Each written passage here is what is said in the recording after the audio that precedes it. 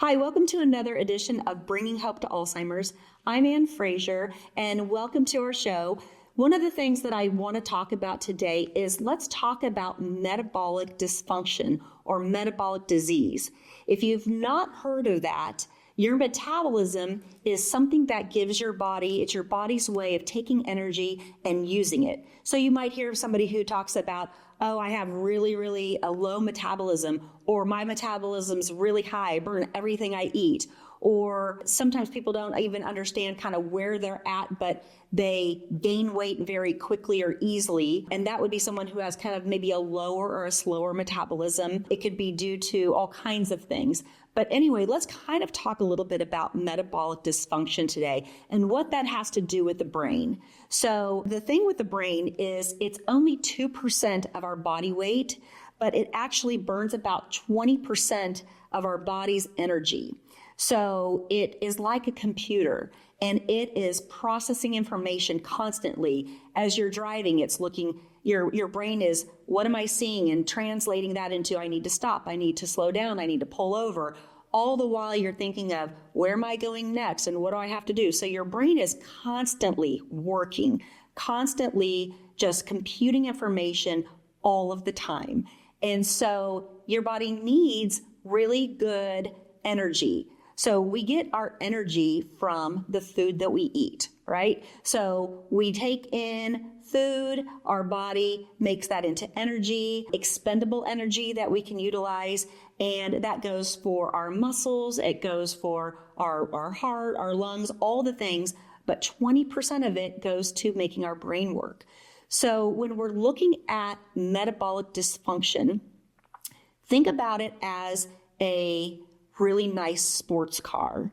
And a really nice sports car has to have really great quality fuel in it, right? So if you put lower level fuel into a really great car, it may not run as well. It may sputter. It may not accelerate the way you want it to accelerate. It may burn that gasoline in a much different way. So the same thing is similar to the way that your body is.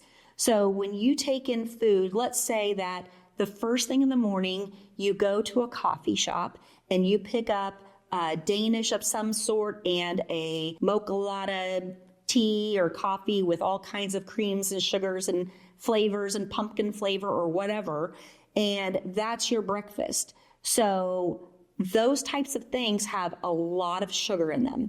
One thing that we've talked about on our podcast before is Alzheimer's disease is considered type 3 diabetes. So as a general rule of thumb, if you're eating something and it has more than 5 grams of sugar in it, then it has too much sugar and you probably ought not eat it, right? So if you're looking at the Danish and the coffee that has all the extra things in it, you're probably taking in 100 to 160 grams of sugar. So way off the chart. So immediately, sugar will give your body energy, but you're putting bad gasoline into your system. And so it's going to make your body, you might feel revved up for a minute, you might feel really good, but over time, those types of breakfasts are going to A, put extra weight on you, B, it's going to slow down your metabolism, and C, it's going to also help aid in your body's metabolism not working the proper way. This episode is brought to you by Thrive Once More. And I'm going to tell you a personal story because Thrive Once More, I was looking for a new functional medicine, integrative medicine doctor, and I found Dr. Ann Morgan. She was a ER doctor for 22 years and got tired of seeing people come in so sick and just being able to treat the symptom that was happening at the moment and not really the inside of the body.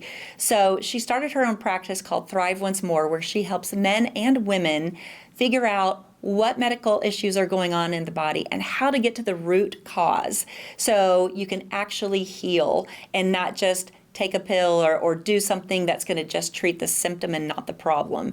So Thrive Once More, Dr. Ann Morgan, she's my personal doctor. If you want to make an appointment for just a quick consultation, you can go to thriveoncemore.com. And we want to thank her for being a supporter of this podcast. your brain has to have great fuel in order to be able to utilize that energy well, for your body to be able to, your brain to be able to think right, for your brain to be able to not be confused, to be able to process different information so you can solve a problem. It helps you with the way that you speak. It can help with the way that you communicate or work on your computer and absorb what you're working on and what you're getting back. All those types of things, energy or information in, energy, information out.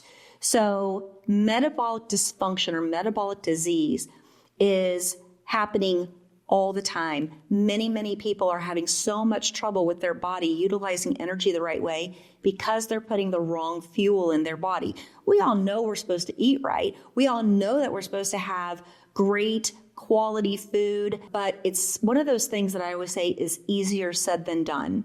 So if you are starting to feel sluggish, if you are really kind of putting a lot of bad fuel into your system, which is easy to do in today's day and age, what you want to start thinking about is, how can I get more vegetables into my plan, into my meals, into my daily intake of food? There are times, I know this sounds crazy, but there's times when I talk to people and they cannot tell me the last time they ate a vegetable other than French fries.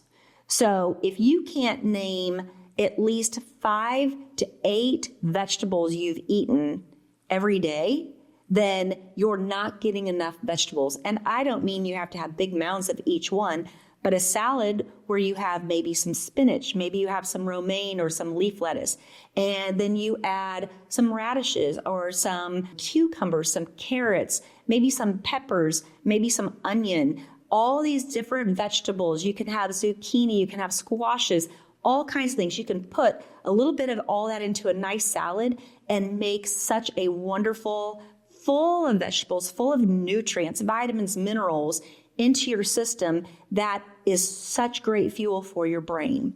So the trick is, how can you get more of the really great vegetables into each of your meals? Breakfast, lunch, and dinner. And if you have snacks in between the day, in the middle of the day, then maybe how can you get a vegetable in the middle of the day as well? So start thinking about, how can you get more vegetables in, get it into your diet, and get your brain functioning a little bit better. So metabolic dysfunction is actually something that is happening at an alarming rate, so much so that it's a big reason, one of the big things that we're seeing connected to Alzheimer's and dementia.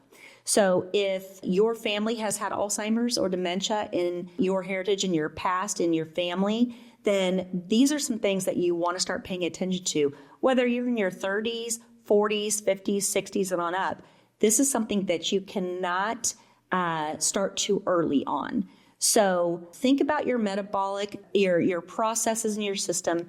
Think about whether you have any kind of issues with what you're bringing into your body, what you intake, and what changes can you make today. So I appreciate you thinking about your metabolism and if you have metabolic dysfunction. And let me know if you have any questions or if you want to talk more about that. We can get you some resources on that. So thanks so much for tuning in today. We'll talk to you next time.